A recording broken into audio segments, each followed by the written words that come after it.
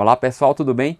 A gente de volta aí, continuando o nosso curso aqui de engenharia de software no assunto ML. Agora nós vamos fechar aí os diagramas estruturais. Nesse bloco eu vou juntar o diagrama de pacote e o diagrama de perfil, porque o de perfil não achei nenhuma questão aqui no estudo da nossa base de questões sobre esse diagrama, mas é um diagrama que está lá no ML e é um diagrama importante, certo? A gente vai ver quando utilizá-lo. Então as bancas não têm cobrado, mas não quer dizer que elas nunca cobrem, né? Pode ser até que elas cobrem em breve. Então você já fica ligado, não é um diagrama complexo.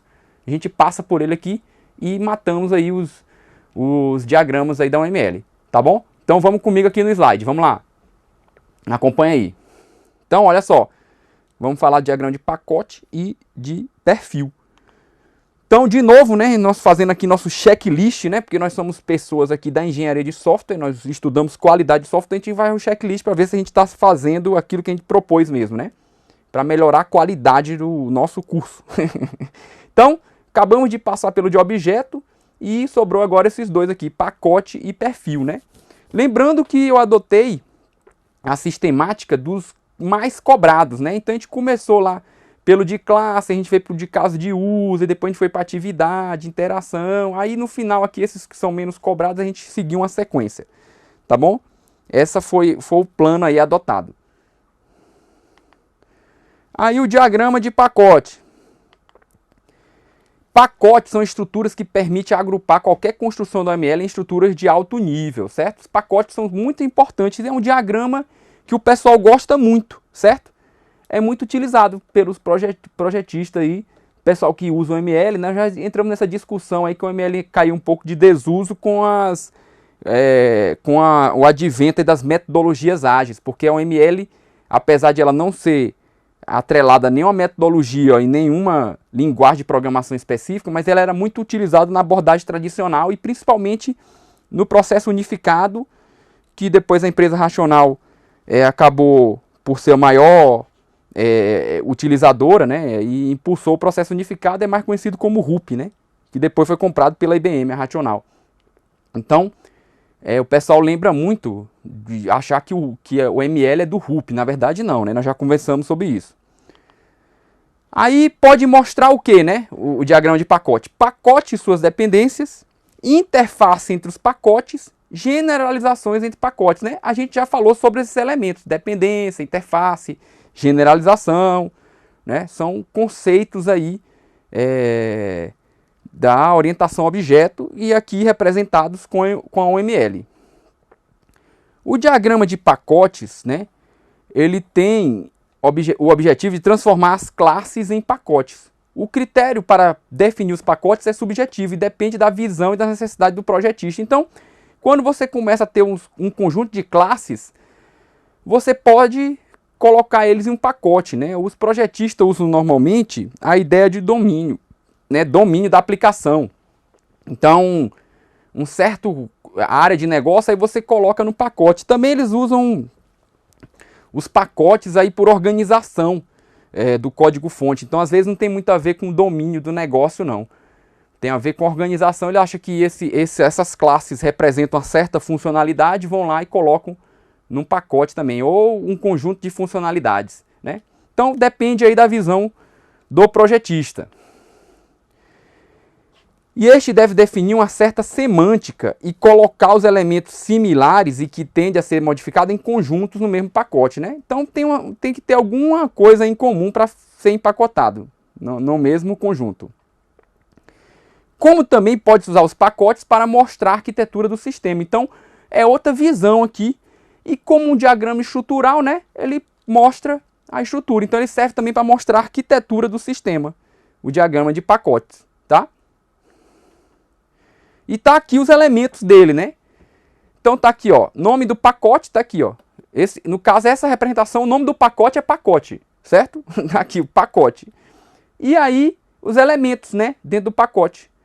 Então, dentro de um pacote você pode ter outros elementos. E aqui também os elementos agrupados dentro do pacote. Então tem essa representação, ou o pacotinho e os elementos aqui dentro dele, certo?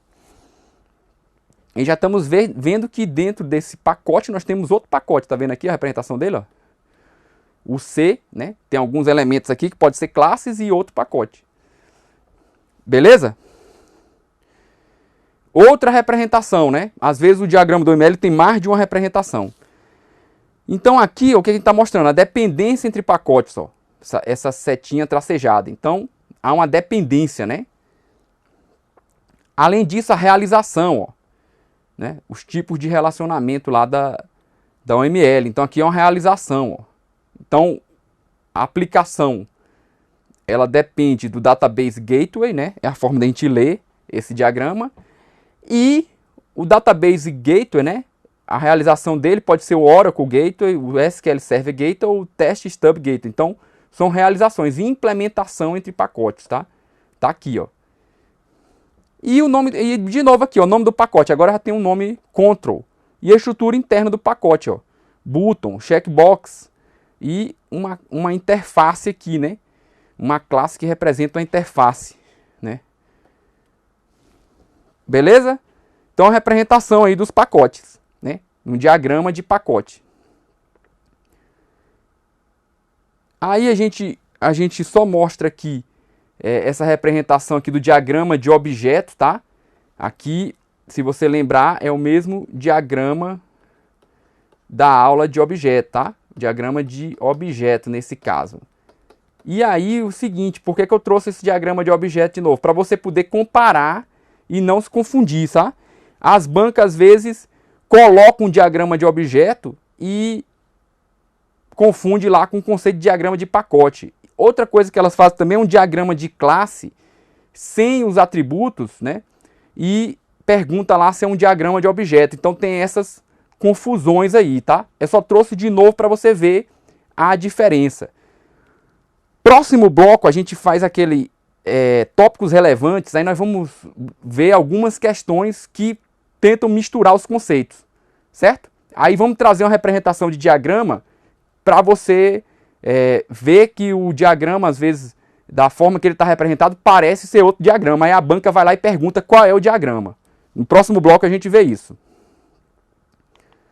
E aí, basicamente, né, mostrei o diagrama de pacote, mostrei a diferença dele para o de objeto, ok? Fica ligado.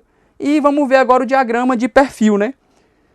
Destina-se a criar uma visão ou customização de um metamodelo existente com construções específicas para um determinado domínio do relacionamento entre classes para atender determinado domínio, certo? Basicamente isso, tá? Então, destina-se a criar uma visão do relacionamento entre classes para atender determinado domínio. Ou customização de um metamodelo existente com construção específica para determinado domínio. O diagrama de perfil faz isso. É um diagrama auxiliar que permite definir tipos padronizados de estereótipos. A gente falou dos estereótipos, né? Valores rotulados e restrições. Vou retomar esses três conceitos aqui agora, tá? A OML define o mecanismo de perfis como um mecanismo leve de extensão, né? Aqueles mecanismos de extensibilidade da OML, né? Porque às vezes você precisa de novas representações que não estão já definidas na notação padrão. Aí você pode estender, ok? Então ele permite adaptar os modelos OML para diferentes plataformas e domínios. Então esse diagrama é bem legal, tá? Mas as bancas não têm cobrado, certo? Se você achar alguma questão aí sobre esse diagrama, você pode até interagir com o professor aí pelo chat, você manda para mim que eu dou uma olhada. Mas na pesquisa que eu fiz aí não tem. Então tá aqui a representação dele. Diagrama de perfil, né? Tá aqui, ó. Os estereótipos e essa meta class, ok?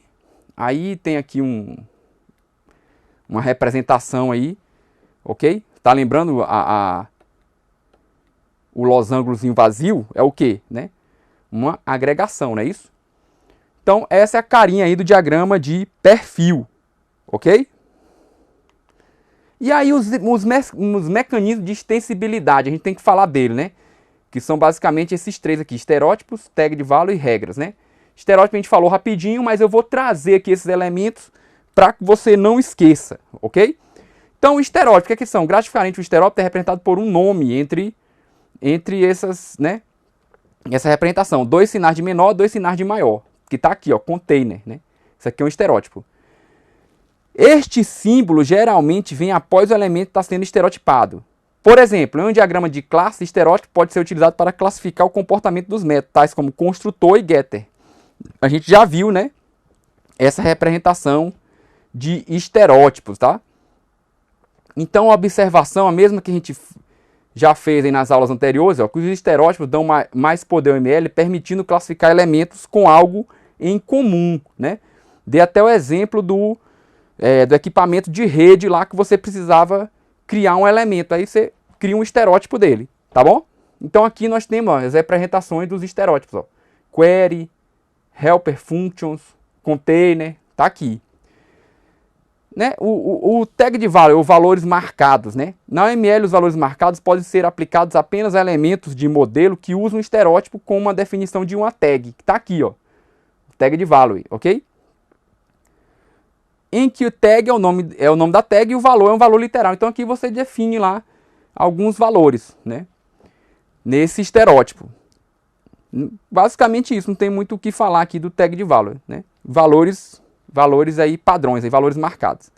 E as regras, né, ou constraints, né? Também restrição, chamada de restrição às vezes. Restrição é a condição, né, uma expressão lógica ou booleana que restringe a extensão do elemento associado, além de ser imposta por outras construções de linguagem aplicadas para aquele elemento. Restrições contêm um nome opcional, embora normalmente não sejam nomeadas, certo? Tá aqui, ó, um exemplo aqui de restrição, né? Então, tem uma restrição aqui nesse elemento. Uma restrição é mostrada como um texto entre chaves. Então, tá aqui, ó. Aí, nesse caso, essa aqui mesmo não tem um nome, né? Essa restrição aqui não tem um nome, mas ela pode ser nomeada. Mas o normal é você só colocar a regrinha.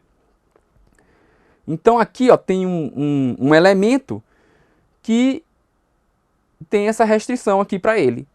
Ok? Então a representação aqui desses mecanismos de extensibilidade aí da UML. Aí volta aqui comigo rapidinho. Olha só, você não precisa se preocupar porque não cai questão perguntando, um mecanismo tal. Não, não é esse o foco. Esses mecanismos, eles vão estar lá nos diagramas. Aí você tem que conhecer para que você ache que não está errado. E aí, eles são usados em diagramas específicos. Então, se você vê esse tipo de coisa, aí você, lembra lá que só pode ser aquele diagrama A ou B. E nós já viemos mostrando isso durante toda a apresentação dos diagramas que a gente fez aqui no nosso curso, né? Então, então esses mecanismos eu já tinha explicado e trouxe aqui de novo para que você não esqueça. Mas não cai questão perguntando o que é a restrição, o que é isso. Não, isso não acontece. Eles botam os diagramas e aí você vê nesse diagrama, esse diagrama só pode ser isso porque esse tipo de mecanismo é usado nesse tipo de diagrama. Beleza? Então, continua comigo aqui no slide. Vamos lá. Aí vamos ver algumas questões, ok? Então, falamos até o momento do diagrama de pacote e diagrama de perfil, né? Então, vamos ver algumas questões. Julgue o item quanto à engenharia de software e a linguagem de modelado unificada, o ML, né? Aqui uma questão da banca Quadrix, certo? O diagrama de pacotes permite ligar os objetos por meio de setas pontilhadas. E uma de suas exigências é que um pacote não seja contido em outros pacotes. E aí, isso está certo ou está errado? Pensa aí um pouquinho.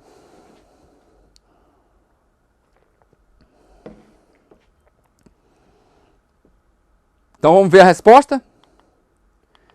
Tá errado, né, gente? A gente viu lá no começo que o diagrama de pacote pode agrupar quaisquer elementos. Como pacotes são agrupamentos de classe. Então a gente viu lá num exemplo, um pacote já tinha outro pacote dentro. Você lembra lá do pacote C? A gente tinha um pacote, né? Representaçãozinha assim. E aqui tinha... Deve ser basicamente classes aqui, A, B. E tinha outro pacote aqui dentro, né? Que era C.